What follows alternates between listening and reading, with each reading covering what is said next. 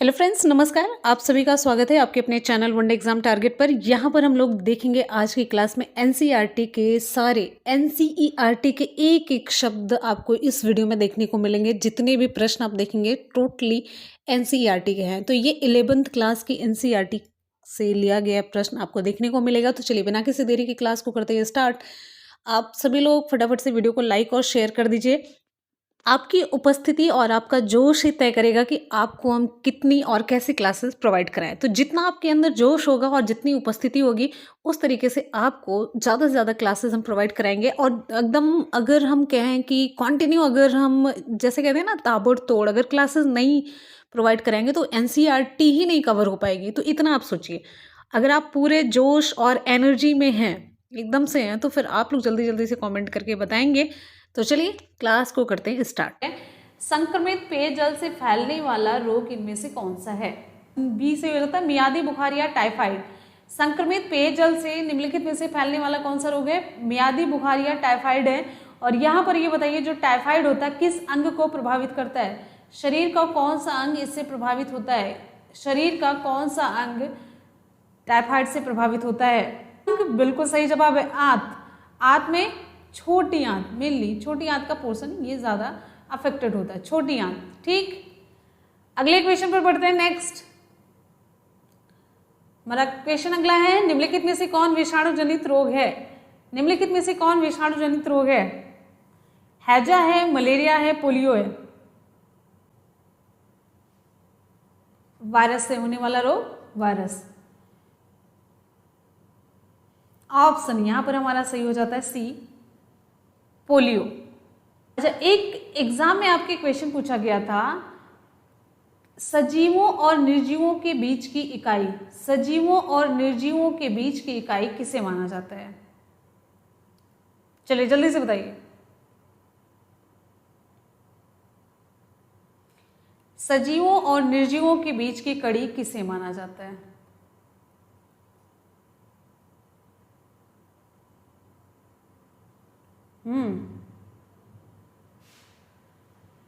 बिल्कुल सही जवाब है, विषाणु को माना जाता है, वायरस को माना जाता है। सजीव और निर्जीव के बीच की कड़ी कैसे माना जाता है? जब ये किसी जीवित व्यक्ति या जानवर किसी के अंदर जाता है तो ये एकदम से एक्टिव हो जाता है, सजीवों की तरह व्यवहार करता है। लेकिन जब इसे बाहर निकाला जाता है तो एक तरीके से रवे, क्रिस्टल के रूप में भी इसे अलग कर लिया जाता है, रवे के रूप में भी अलग कर लिया जाता है। बाहर ये एकदम से निर्जीव के तरीके से हो जाता है, लेकिन जब किसी सजीव के अंदर जाता है तो सजीव के तरीके से ये भी एक्ट करने लग जाता है। इसलिए सजीव और निर्जीव के बीच की कड़ी इसे माना जाता है। अच्छा, पोलियो विषाणु जनित रोग तो है, किस विषाणु की वजह से होता है? विषाणु का नाम आपको बताना है। विषाणु का नाम कौन बताएगा? जल्दी से आप लोग नीचे कमेंट सेक्शन में बताइए फटाफट से। आगे बढ़ते हैं, अगला क्वेश्चन।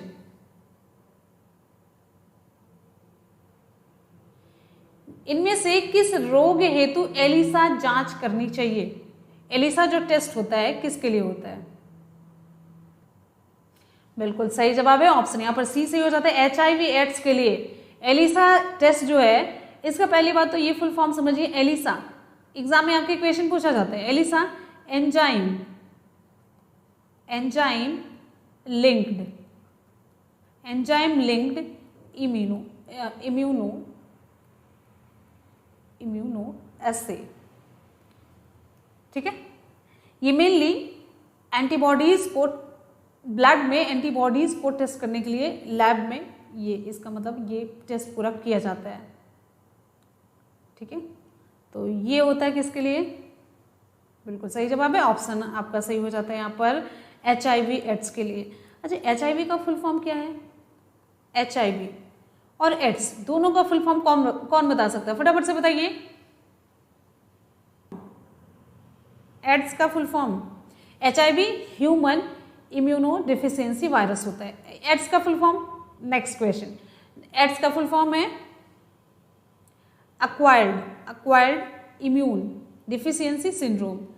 एक्वायर्ड, बहुत आसान सा पूछ रहे हैं, अक्वायर्ड इम्यून डिफिशियंसी सिंड्रोम, ये इसका फुल फॉर्म है, ME होगा लास्ट में। ठीक है, अगला क्वेश्चन, रुधिर में पाया जाने वाला इम्यूनोग्लोबिन कौन सा है? चलिए जल्दी से बताइए। ऑप्शन यहाँ पर हमारा सही हो जाता है इम्यूनोग्लोब्यूलिन। इम्यूनोग्लोब्यूलिन, ग्लोब्यूलिन है एम। ऑप्शन आपका डी सही हो जाता है, IgM। इम्यूनोग्लोब्यूलिन एम है, ये रुधिर में पाया जाने वाला। ऑप्शन डी सही हो जाता है। ठीक है, देखिए ये पहली एंटीबॉडी शरीर में बनती है जब भी मतलब ये इन्फेक्शन कोई चीज़ होने लग जाता है ना, तो ये पहली एंटीबॉडी बनती है शरीर में। जैसे कोई भी बाहर से अटैक करता है, जीवाणु विषाणु मतलब कोई भी चीज़ जो सूक्ष्म जीव होते हैं शरीर के बाहर जैसे अटैक करते हैं, तो अगर हमारा शरीर उससे फाइट करता है तो शरीर में पहली एंटीबॉडी बनने लग जाती है जिसका नाम है इम्यूनोग्लोब्यूलिन एम है। ठीक है, अगले क्वेश्चन की तरफ बढ़ते हैं। नेक्स्ट है, क्लियर हो गया? अगला, इन्फ्लुएंजा निम्न में से इनमें से किसके द्वारा होता है? इन्फ्लुएंजा, इन्फ्लुएंजा पहली बात तो ये जानिए किसकी वजह से होता है, वायरस या बैक्टीरिया के द्वारा। तो ये होता है वायरस के द्वारा। अब कौन सा वायरस है तो ये आपको बताना है कौन सा वायरस है। इसमें वीडियो को फटाफट से लाइक और शेयर करेंगे। इतनी कम प्रेजेंस आप लोगों की रहती है, पता नहीं बहुत कम रहती है। कम से कम थोड़ा सा सपोर्ट तो आप लोगों को करना चाहिए ना, थोड़ा सा सपोर्ट तो चाहिए ही होता है। पी से हो जाता है मिक्सो वायरस है। अगले क्वेश्चन पर बढ़ते हैं। नेक्स्ट है अगला क्वेश्चन, मुकुलन द्वारा जनन किस में होता है? मुकुलन द्वारा जनन किस में होता है? मुकुलन, विकल्प यहाँ पर हमारा कौन सा सही होगा? ऑप्शन सी बिल्कुल सही जवाब है, ईस्ट होता है। मुकुलन में जानते हैं क्या होता है? मेनली जैसे मतलब एक कोई भी जीव होता है, तो जैसे ये हाइड्रा आप जानते हैं ना, हाइड्रा जैसा लगता है पड़ोसी है आपका। तो इसमें ना जैसे कोई जीव है, ये हाइड्रा है, हाइड्रा ये मतलब इसी के शरीर पर इसी की जैसे संरचना बन जाती है। तो इसी की जैसे ये संरचना बन जाती है, फिर यहाँ से ये अलग हो जाता है। ये एक तो था ही, फिर उसके बाद से ये भी एक बन करके तैयार हो जाता है हाइड्रा। तो यही है, आप लोग सभी समझ रहे होंगे इस चीज को। तो ये मतलब जीव के शरीर पर जो संरचना बनती है उसी के अलग होने से एक नया जीव बन जाता है। तो ये मुकुलन के द्वारा होता है। एक उभार या कलिका जो निकल आती है, उभार आप कह सकते हैं, या फिर कलिका जो निकल मतलब बनती है, वही अलग होकर के एक नया जीव विकसित करती है। ये अलैंगिक जनन की कैटेगरी में आता है। अगले क्वेश्चन पर बढ़ते हैं। नेक्स्ट है, बिना निषेचन के फल निर्माण को क्या कहते हैं? बिना निषेचन के मतलब इसमें क्या होता है? बिना निषेचन जिसमें नर और मादा, मेल और फीमेल की जरूरत नहीं पड़ती, मेल और फीमेल की जरूरत नहीं पड़ती है, तो ये इससे बन जाता है। ऑप्शन सी से हो जाता है, अनिषेक जनन होता है। इसे हम पार्थिनोकार्पी भी कहते हैं ना, पार्थिनोजेनेसिस, पार्थिनोकार्पी होता है और पूरी प्रक्रिया होती है पार्थिनोजेनेसिस, जेनेसिस होता है। ठीक है, सीधे ही नए पौधे का जो विकास हो जाता है इसे कहते हैं। अगले क्वेश्चन पर बढ़ते हैं। नेक्स्ट है, होता है निम्नलिखित में से किसका परागण जल के द्वारा होता है? परागण मतलब पॉलिनेशन होता है, हिंदी इसकी इंग्लिश से पॉलिनेशन। परागण का सिंपल सी एक डेफिनेशन क्या कॉन्सेप्ट आप ये समझ सकते हैं, जो पॉलन ग्रेन्स होते हैं निकल करके किसी पुष्प के जो स्टिग्मा होता है ना, स्टिग्मा वहाँ तक पहुँचते हैं, फिर उसके बाद से वो पूरा जर्मिनेशन वगैरह की प्रक्रिया होती है और उसके ओवरी तक पहुँचते हैं, फिर अंदर मतलब पूरा डेवलपमेंट हो जाता है। तो ये सभी पॉलिनेशन की कैटेगरी में आ जाता है। अब इसके भी बड़े टाइप्स होते हैं। ऑप्शन यहाँ पर हमारा कौन सा सही होगा? ऐसे क्वेश्चन आपको लिख के ले लीजिए, गारंटी के साथ नहीं मिलेंगे। और सबसे इंपॉर्टेंट चीज़ है ना कि आप लोगों का इंटरेस्ट भी वैसे ही में होता है जो आपको आता रहता है। ऑप्शन सी है जोस्टेरा, और ये सभी ऐसे क्वेश्चन है जो एग्जाम में पूछे जाने के पूरे चांसेस, आप पेपर उठा करके देख लीजिएगा, ऐसे ही क्वेश्चन पूछे जाते हैं। नेक्स्ट क्वेश्चन पर बढ़ते हैं। अगला है जोस्टेरा, जब जल में पाया जाएगा तो उसी में तो जल परागण होगा। अमलगम एक मिश्र धातु है, ये केमिस्ट्री का पोर्शन स्टार्ट होता है। अमलगम एक मिश्र धातु है जिसमें एक धातु हमेशा रहती है, मतलब एक मिश्र धातु में क्या होता है? दो धातुएं मिश्रित होती हैं, ठीक है। तो इसमें से जो एक धातु होती है वो परमानेंट होती है और उस धातु के साथ कुछ और मिलाया जाता है। तो कौन सी धातु परमानेंट होती है? बिल्कुल सही जवाब है ऑप्शन सी से हो जाता है, पारा है। ऑप्शन सी से हो जाता है, इसमें पारा हमेशा रहता है। पारा को हम किस तरीके से, किस सिंबल में लिखते हैं? AG, AU, HG, H। क्या है? निम्नलिखित में से कौन सा पदार्थ ऑक्सीजन से संयोग नहीं करता है? मतलब किस पर ऑक्सीजन का इफेक्ट नहीं पड़ता है? तांबा है, गोल्ड है, जिंक है, पोटेशियम है। सही, ये किसी का भी गलत नहीं हुआ, क्या बात है, किसी का भी ऑप्शन बी किसी का भी गलत नहीं हुआ, 100% सभी का सही है। ऐसे ही रिप्लाई करेंगे तब तो फिर तो मजा ही आ जाएगा। अच्छा, गोल्ड का सिंबल क्या है? गोल्ड का संकेत क्या है? कौन सा है जो विद्युत का सर्वोत्तम सुचालक है? हाँ, AU है। गोल्ड को AU। क्या लिखा है? तो ऑप्शन यहाँ पर बी सही हो जाएगा, AG है। और यहाँ जब समझ नहीं आएगा तो लगेगा अरे यार ये इंटरेस्टिंग नहीं लग रहा, क्योंकि इंटरेस्टिंग तभी लगता है जो हमें एक क्वेश्चन आता रहता है ना, फिर वही हमको स्क्रीन पर दिख जाए, लाला लाजपत राय दिख जाएंगे, चंद्रशेखर आजाद दिख जाएंगे और RC दास दिख जाएंगे, बैनर्जी दिख जाएंगे, तो फिर लगेगा नहीं ये बड़ी आसान से क्वेश्चन है, ये तो एग्जाम में आएंगे ये, क्योंकि हमें दिखते रहते हैं। ऑप्शन आपका बी सही हो जाता है। नेक्स्ट है, बॉक्साइट निम्नलिखित में से किस धातु का मुख्य अयस्क है? लोहा है, कैल्शियम है, सोडियम है, एल्यूमिनियम है। ऑप्शन यहाँ पर डी सही हो जाता है, एल्यूमिनियम। धातु के ऑक्साइड सामान्यतः कैसे होते हैं? अम्लीय, क्षारकीय, उभयधर्मी या फिर उदासीन? विकल्प कौन सा सही होगा? ऑप्शन बी, क्षारकीय होते हैं। ऑप्शन बी सही हो जाता है, क्षारकीय। नेक्स्ट क्वेश्चन पर बढ़ते हैं। अगला क्वेश्चन, अयस्क से चुंबकीय अशुद्धियों को दूर करने के लिए जो विधि प्रयुक्त की जाती है वह कौन सी है? अयस्क है, उसमें चुंबक मिला हुआ है, अयस्क है उसमें चुंबक मिला हुआ है, तो उसे कैसे दूर करेंगे? चलेंगे, गुरुत्व पृथक्करण विधि, फेन प्लवन विधि है, चुंबकीय पृथक्करण विधि। कौन सा विकल्प आपका सही होगा? ऑप्शन डी से हो जाता है, चुंबकीय पृथक्करण विधि है। ऑप्शन डी, चुंबकीय पृथक्करण विधि के द्वारा अयस्क से चुंबकीय अशुद्धियों को हम दूर कर सकते हैं। नेक्स्ट क्वेश्चन पर बढ़ते हैं। अगला क्वेश्चन है, कौन सी अधातु कमरे के ताप पर द्रव अवस्था में होती है? ये सभी का सही होना चाहिए, सभी का सही होना चाहिए, किसी का भी गलत नहीं होना चाहिए। ये उम्मीद करते हैं कि सबका सही होगा, 100% सबका सही होगा। ब्रोमीन है, ऑप्शन ई सही हो जाता है, ब्रोमीन है। अधातु पूछा गया, कमरे के ताप पर द्रव अवस्था में अधातु पूछा गया, धातु नहीं पूछा गया, तो ऑप्शन आपका ए सही हो जाएगा, ब्रोमीन है। और जो पारा की रिप्लाई कर रहे हैं ना आप लोग, ये जब धातु पूछा जाता तब आपकी रिप्लाई पारा के लिए सही होती है। ठीक है, अगले क्वेश्चन पर बढ़ते हैं। नेक्स्ट, सोना निम्नलिखित में से किस द्रव में घुल जाता है? कौन सा द्रव है? अम्लराज है, सांद्र सल्फ्यूरिक अम्ल है, सांद्र नाइट्रिक अम्ल है, या फिर इनमें से कौन सा है जिसमें कि सोना घुल जाता है? सोना निम्नलिखित में से किस द्रव में घुल जाता है? कौन सा द्रव होता है? अम्लराज है सही जवाब, ऑप्शन ए सही हो जाता है। ऑप्शन ए, अम्लराज में सोना घुल जाता है आसानी से। द ओरिजिन ऑफ स्पीसीज एक पुस्तक है, ये बड़ी फेमस पुस्तक है, जैव विकास से संबंधित ये पुस्तक है, जो द ओरिजिन ऑफ स्पीसीज जातियों की उत्पत्ति, ये पुस्तक किसने लिखी है? डार्विन ने, ओपेरिन ने, लैमार्क ने, या विकल्प आपका कौन सा सही होगा? जल्दी जल्दी से बताइए, ये क्वेश्चन आपके एग्जाम में पूछा गया है। ऑप्शन यहाँ पर हमारा कौन सा सही होगा? ऑप्शन सही हो जाता है, ऑप्शन ए, डार्विन के द्वारा ये पुस्तक लिखी गई। द ओरिजिन ऑफ स्पीसीज ये पुस्तक डार्विन के द्वारा लिखी गई है।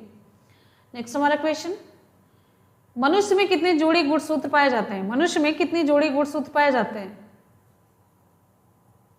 मनुष्य में कितने जोड़ी गुणसूत्र पाए जाते हैं? 26, 14, 23 या फिर 18?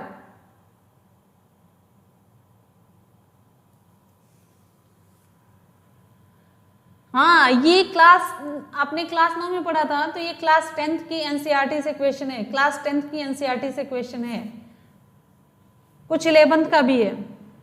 ऑप्शन यहाँ पर हमारा सही हो जाता है ऑप्शन सी, 23 जोड़ी। 23 जोड़ी में 22 जोड़ी जो होते हैं ऑटोसोम्स होते हैं, ऑटोसोम्स होते हैं, और फिर उसके बाद से जो 23वां जोड़ी होता है वो होता है सेक्स क्रोमोसोम, जो सेक्स डिटरमाइन करता है कि लड़का होगा लड़की होगा, ये होता है। और 22 जोड़े जो होते हैं शारीरिक होते हैं, कायिक वाले होते हैं, मतलब शरीर की संरचना, मतलब इन सभी चीजों से आधारित होते हैं, मतलब इन सभी चीजों के लिए होते हैं। शारीरिक या कायिक गुणसूत्र कहते हैं या फिर ऑटोसोम्स कहते हैं, जो कि सेम होते हैं। 23वां ये जोड़ा जो गुणसूत्र होता है वो अलग होता है, मेल में होता है XY होता है, फीमेल में होता है XX। अगले क्वेश्चन पर बढ़ते हैं, नेक्स्ट है, अगला क्वेश्चन है, कीटों के पंख, चमगादड़ के पंख किस तरह के अंग हैं? आप लोग समजात अंग, अवशेषी अंग, समवृत्ति अंग, अगर ये सब पढ़े होंगे तो कॉन्सेप्ट आपका क्लियर होगा थोड़ा सा। समजात और समवृत्ति अंग, समवृत्ति अंग, ऑप्शन सी, ठीक है। तो यहां पर अवशेषी अंग का कॉन्सेप्ट तो आपको क्लियर ही है। अवशेषी अंग जो मतलब अवशेष के रूप में शरीर में उसका कोई उपयोग नहीं होता है, तो वो अवशेषी अंग की कैटेगरी में आते हैं। समजात अंग आपको यहाँ पर थोड़ा सा समझाते चलते हैं। समजात जो अंग होते हैं ये उत्पत्ति, मतलब जिस तरीके से उत्पत्ति होती है और संरचना, ये दोनों में समान होते हैं, लेकिन कार्य इनके अलग अलग होते हैं, इनके कार्य अलग अलग होते हैं, ठीक है। और जो ये समवृत्ति अंग होते हैं, समरूप, ये अंग कार्य तो समान करते हैं, जस्ट अपोजिट, कार्य इनके समान होते हैं, लेकिन जो उत्पत्ति और संरचना होती है वो भिन्न भिन्न होती है, जैसे कीटों के पंख और चमगादड़ के पंख। तो ये समवृत्ति अंग में अगर आ गया तो कीट के पंख भी उड़ने के लिए, चमगादड़ के पंख भी उड़ने के लिए हैं, कार्य इनके समान है, लेकिन जब इसकी उत्पत्ति होती है तो अलग अलग जगह से होती है। ये इसका कॉन्सेप्ट है, ठीक है। चलिए, अवशेषी अंग आप सभी जान रहे हैं, जिसका मतलब कोई शरीर में उपयोग नहीं होता। अभी आगे क्वेश्चन आपको देखने को मिलेगा। चलिए आगे आते हैं। वर्तमान प्राणियों में कुछ संरचनाएं ऐसी पाई जाती है जिनका शरीर में अब कोई उपयोग नहीं रह गया है। ऐसी संरचनाओं को हम क्या कहते हैं? आपको हमेशा नए क्वेश्चन देखने को मिलेंगे, हमेशा नए क्वेश्चंस हैं। पूरा वर्क करके पूरी क्लास तैयार करते हैं, पूरा वर्क करके पूरी मेहनत के साथ क्लास तैयार करते हैं। बिल्कुल सही जवाब है ऑप्शन बी सही हो जाता है, अवशेषी अंग। कर्णपल्लों की पेशियां हैं अवशेषी अंग में। और कौन कौन से एग्जाम्पल हैं? और कौन सा एग्जाम्पल है? हाँ, अपेंडिक्स है, बिल्कुल सही जवाब है। कर्णपल्लों की पेशियां होगी, जो निमेशक पटल है आंख में कॉर्नर पे है, और फिर उसके बाद से जो हाँ क्रीम रूप परिशेषिका हो ही गई, और फिर जो पीछे की कशेरुकाएं होती है ना, जिसे पुच्छ कशेरुकाएं कहते हैं, वो भी हो गई। तो ये सभी ऐसे ही है, मतलब अवशेषी अंग है। अगले क्वेश्चन पर बढ़ते हैं, नेक्स्ट है, गुणसूत्र किसके बने होते हैं? जो क्रोमोसोम्स होते हैं किसके बने होते हैं? डीएनए के, डीएनए और आरएनए दोनों के, डीएनए प्रोटीन्स और आरएनए के। कौन सा विकल्प सही होगा आपका? चलिए जल्दी से बताइए। बिल्कुल सही जवाब है ऑप्शन आपका यहाँ पर सी सही हो जाता है, डीएनए और प्रोटीन्स और आरएनए के। डीएनए का फुल फॉर्म है डीऑक्सीराइबोन्यूक्लिक एसिड। ये पॉलीन्यूक्लियोटाइड का बना हुआ होता है, पॉलीन्यूक्लियोटाइड जिसमें कि न्यूक्लियोटाइड जुड़े हुए होते हैं। आरएनए राइबोन्यूक्लिक एसिड होता है, ठीक है। और प्रोटीन्स किससे मिलकर के बना होता है? अमीनो एसिड से मिलकर के बना होता है, और मतलब प्रोटीन की सबसे छोटी इकाई अमीनो एसिड से। और इसके न्यूक्लियोटाइड होते हैं, और जिसमें एडेनिन, ग्वानिन, थाइमिन, साइटोसिन होता है। और आरएनए में क्या होता है? यूरेसिल होता है। यूरेसिल किसकी जगह पर होता है? हम बता चुके हैं यूरेसिल किसकी जगह पर होता है आरएनए में। डीएनए में एडेनिन, ग्वानिन, थाइमिन और साइटोसिन होता है। आरएनए में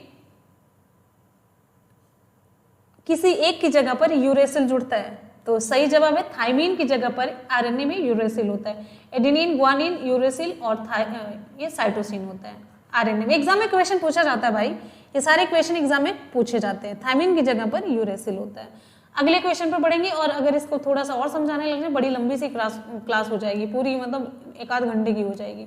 अगले क्वेश्चन पर बढ़ते हैं, नेक्स्ट है, कोशिका में जो आनुवांशिक पदार्थ होता है कौन सा है? कोशिका में आनुवांशिक पदार्थ, किसी भी एग्जाम में आप जीके जीएस के लिए जाइए, आपको 100% यहाँ से ना मिले तो आप बताइएगा, क्योंकि मेरा बेस ना एनसीईआरटी और एससीईआरटी ही होता है, इसलिए मुझे कॉन्फिडेंस रहता है मिलेगा जरूर। होता है ऑप्शन ए सही हो जाता है, डीएनए।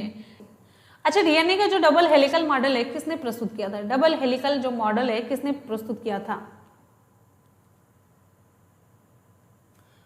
अगर आपसे ऑप्शन, चलिए आप बताइए, डबल हेलिकल मॉडल किसने प्रस्तुत किया था? वाटसन और क्रिक ने। बहुत बढ़िया।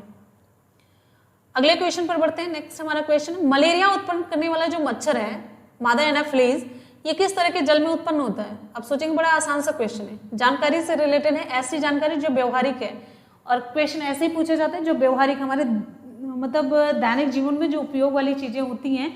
तभी आप देखिए ना, पर्यावरण दिवस हमेशा पूछा जाता है, क्यों? जागरूकता से संबंधित है। मलेरिया उत्पन्न करने वाला मच्छर जो मादा एनाफिलीज मच्छर होता है, हमारा सही हो जाता है, ये गंदे जल में होता है। विकल्प बी सही हो जाता है, बिल्कुल सही जवाब है। अगले क्वेश्चन पर बढ़ते हैं। नेक्स्ट है, अगला है, डेंगू उत्पन्न करने वाले मच्छर किस तरह के जल में उत्पन्न होते हैं? डेंगू उत्पन्न करने वाले मच्छर किस जगह, किस जल में उत्पन्न होते हैं? जो डेंगू वाले मच्छर होते हैं, आपको ऐड याद आता होगा थोड़ा सा इसमें, अगर आप लोग टीवी वगैरह देख रहे होंगे तो एक ऐड याद आता होगा। आप जल में उत्पन्न होते हैं। आप यहाँ पर मैंने ऐड की बात की है तो सीएम कहाँ, कौन से सीएम? केजरीवाल। केजरीवाल जी हमेशा ये कहते थे ना, हफ्ते भर में वो सफाई करना, पानी को चेंज करना। तो जो गमले वगैरह का पानी, मतलब जो साफ जल होता है उसको चेंज करने की जरूरत है। तो डेंगू के मच्छर वही साफ जल में उत्पन्न होते हैं। अवशेषी अंक का उदाहरण, ये तो हम बता ही चुके हैं, और इसमें भी अगर आप लोग रिप्लाई गलत करेंगे फिर तो बेकार है। जल्दी से बताइए। ऑप्शन, कर्णपल्लव की पेशियां हैं जो पीछे पाई जाती हैं। पुच्छ कशेरुकाएं, जो मतलब कशेरुक हड्डी जाती है सबसे पीछे वाली जो होती है। निमेशक पटल, निमेशक पटल कहाँ पर होती है? निमेशक पटल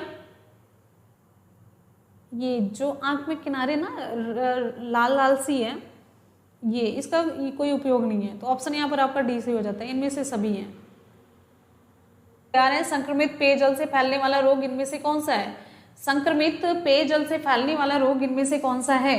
विकल्प यहाँ पर हमारा सही हो जाता है ऑप्शन बी, मियादी बुखार, या फिर इसे हम कहते हैं टाइफाइड। और टाइफाइड में कौन सा अंग प्रभावित होता है, ये भी आपके एग्जाम में क्वेश्चन पूछा जाता है। तो टाइफाइड में जो अंग प्रभावित होता है उसे कहते हैं आंत। अगला क्वेश्चन, निम्नलिखित में से कौन विषाणु जनित रोग है? विषाणु जनित रोग कौन सा है? पोलियो है। नेक्स्ट है, एक मिनट भाई, इनमें से कौन सा रोग, इनमें से किस रोग हेतु एलिसा जांच करनी चाहिए? एलिसा जांच किस रोग हेतु करनी चाहिए? ऑप्शन यहाँ पर सी से हो जाता है, HIV एड्स के लिए। नेक्स्ट क्वेश्चन है, रुधिर में पाया जाने वाला इम्यूनोग्लोब्यूलिन कौन सा है? रुधिर में पाया जाने वाला इम्यूनोग्लोब्यूलिन कौन सा है? ऑप्शन डी से हो जाता है, इम्यूनोग्लोब्यूलिन IG से होता है, इसका फुल फॉर्म है, मतलब शॉर्ट फॉर्म है इम्यूनोग्लोब्यूलिन M है। अगला क्वेश्चन, हमारा अगला क्वेश्चन है, हाल ही इन्फ्लुएंजा इनमें से किसके द्वारा होता है? इन्फ्लुएंजा इनमें से किसके द्वारा होता है? ऑप्शन यहाँ पर हमारा बी से हो जाता है, मिक्सोवायरस। नेक्स्ट क्वेश्चन, मुकुलन द्वारा जनन किस में होता है? मुकुलन द्वारा जनन किस में होता है? मुकुलन द्वारा जनन किस में होता है?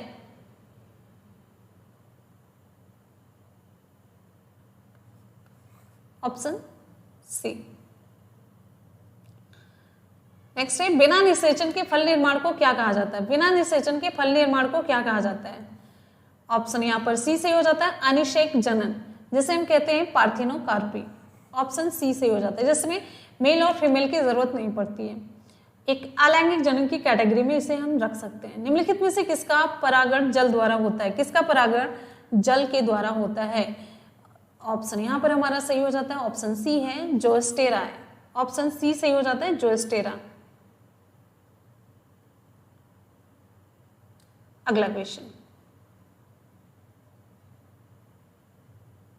अमलगम एक मिश्र धातु है। अमलगम एक मिश्र धातु है, इसमें दो धातुएं मिलाई जाती है, एक से अधिक धातुएं मिलाई जाती है, लेकिन एक धातु हमेशा फिक्स रहती है।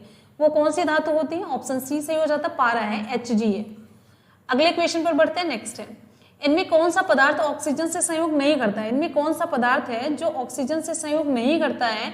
तो ये सोना है। सोना ऑक्सीजन से ये संयोग नहीं करता है। अगले क्वेश्चन पर बढ़ेंगे। नेक्स्ट हमारा क्वेश्चन है आप सभी के लिए, कौन विद्युत का सर्वोत्तम सुचालक है? विद्युत का सर्वोत्तम सुचालक कौन सा है?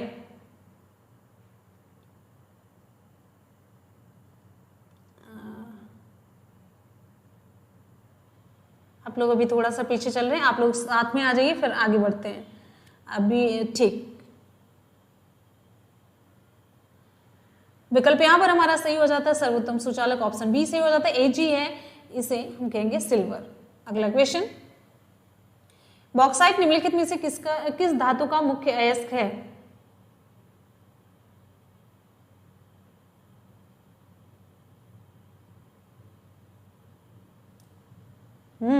बिल्कुल सही जवाब है, ऑप्शन डी सही हो जाता है, option D. Super fast revision में किसी का भी गलत नहीं होना चाहिए, हमेशा 100% स्कोर करके जाइए। एक बार सभी स्टूडेंट फटाफट से वीडियो को लाइक कर देंगे। क्वेश्चन है, धातु के ऑक्साइड सामान्यतः होते हैं कैसे? ऑप्शन बी सही हो जाता है, क्षारकीय होते हैं। धातु के जो ऑक्साइड होते हैं आपको एससीईआरटी की क्लास 7 में ही ये मिल जाएगी। अगला क्वेश्चन है, अयस्क से चुंबकीय अशुद्धियों को दूर करने के लिए जो विधि प्रयुक्त की जाती है कौन सी है?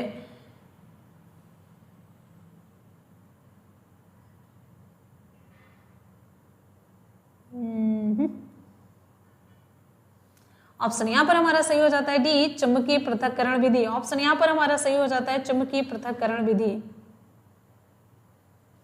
नेक्स्ट क्वेश्चन, हमारा अगला क्वेश्चन है, कौन सा अधातु कमरे के ताप पर द्रव अवस्था में होता है?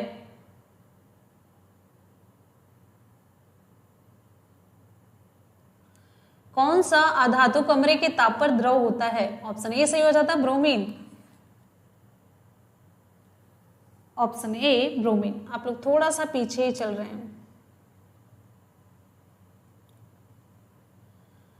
नेक्स्ट, सोना निम्नलिखित में से किस धातु में घुल जाता है?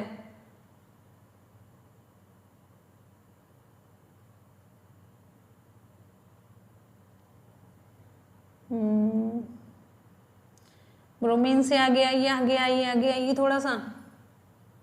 ऑप्शन ए सही हो जाता है। अच्छा, अम्लराज किसे कहते हैं जानते हैं? अम्लों का राजा। तो ये जो सांद्र, देखिए आपको बताते चलते, सांद्र नाइट्रिक अम्ल होता है HNO3। HNO3 सांद्र होता है, और साथ ही साथ में हाइड्रोक्लोरिक अम्ल HCl, इसका जो मिश्रण होता है ये 1:3 के अनुपात में मिलाया जाता है। इसे ही कहते हैं, जो दोनों का मिश्रण होता है ना, सांद्र नाइट्रिक अम्ल और हाइड्रोक्लोरिक अम्ल, दोनों का जो अनुपात होता है, मतलब दोनों का जो मिश्रण होता है उसे कहते हैं अम्लराज। और इसे एक्वारेजिया भी कहा जाता है। कभी एग्जाम में आपसे क्वेश्चन पूछा जाए एक्वारेजिया, ये बताना हम भूल गए थे, तो एक्वारेजिया, ये भी दोनों का नाम, अम्लराज या एक्वारेजिया एक ही है, ठीक है। और ये ना नोबल धातुओं को भी गला देता है, नोबल जो धातुएं होती हैं उनको भी गला देता है। ये स्वर्ण हुआ, प्लेटिनम हुआ, और नोबल धातुओं को भी गला देता है, और 1:3 के अनुपात में मिलाया जाता है। ये भी इंपॉर्टेंट क्वेश्चन है, 1:3 के अनुपात वाला। अगले क्वेश्चन पर बढ़ते हैं। नेक्स्ट है, द ओरिजिन ऑफ स्पीसीज नामक पुस्तक किसके द्वारा लिखी गई है?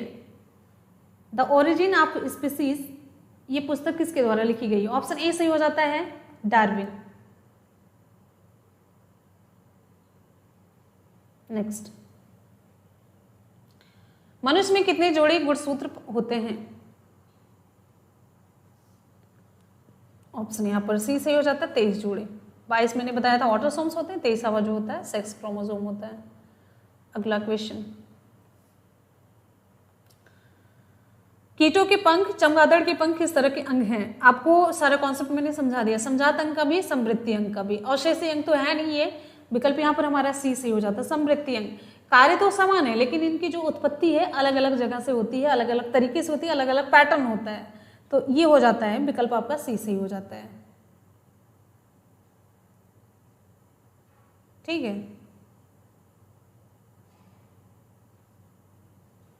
अगला स्क्रॉल ही नहीं हो रहा है। वर्तमान प्राणियों में कुछ संरचनाएं ऐसी पाई जाती हैं जिनका शरीर में अब कोई उपयोग नहीं रह गया, ऐसी संरचनाओं को हम क्या कहते हैं?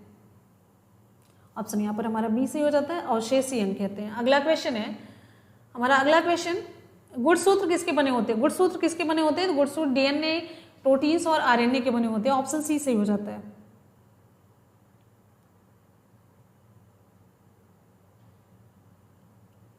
अगले क्वेश्चन पर बढ़ते हैं। नेक्स्ट है, कोशिका में आनुवांशिक पदार्थ, कोशिका में जो आनुवांशिक पदार्थ है वो कौन सा है? ऑप्शन ए सही हो जाता है डीएनए। नेक्स्ट है, मलेरिया उत्पन्न करने वाला जो मच्छर होता है हमारा एनाफ्लीज, किस तरह के जल में उत्पन्न होता है, किस तरह के जल में उत्पन्न होता है ये?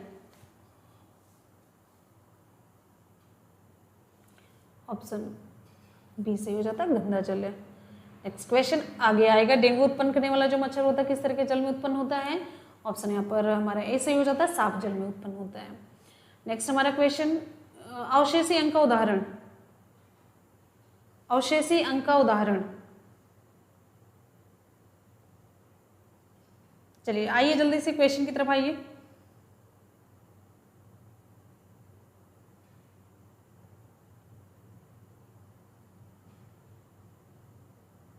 वाह वाह वाह वाह, अवशेषी अंग, ऑप्शन यहाँ पर डी से हो जाता है। नेक्स्ट